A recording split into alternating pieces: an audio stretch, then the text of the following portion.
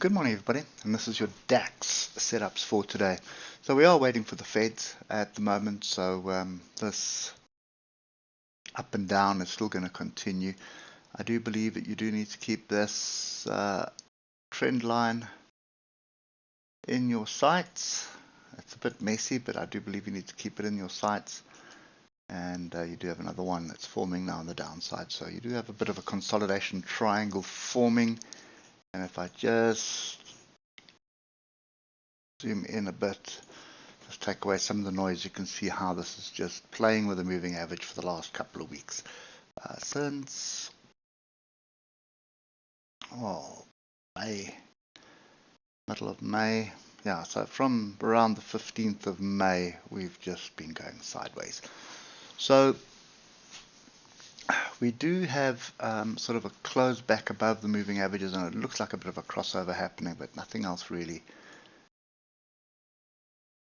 happening to tell us what's going on. The 3 hour, you can see the crossover, the moving averages as well. We're holding above the 150, so that's fairly bullish, but we are in this triangle, consolidation triangle. So is a range, it's a lengthy range, and all the textbooks will tell you that you have a 50-50 chance of going up or going down at the moment with the structure we see.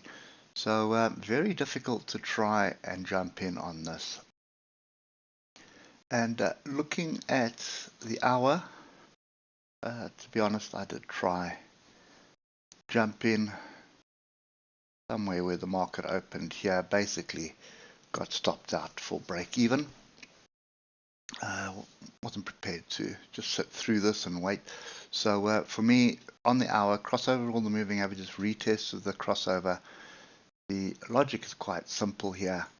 We need to get above 18,462. So we need a clear break above it and a pullback to come and test whatever structure it wants to, and be successful with that test and then continue. That's the break to the upside. Bear in mind that any break up or down is more than likely going to come back and test something in the region of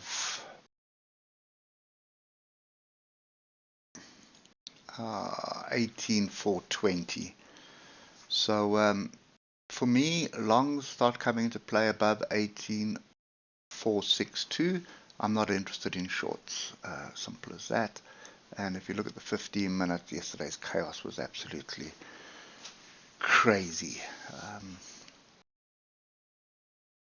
Yeah, I think I jumped in on the retest here. Even one of these two swing lows here, but you can see how it came back for the stop out.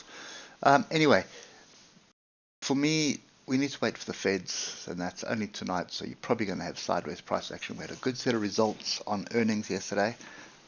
No,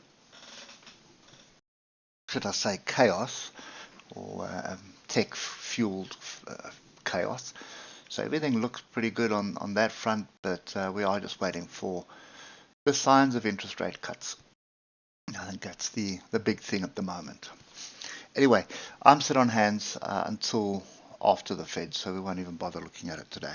Hope it helps, and we'll catch up with you tomorrow morning. Cheers for now.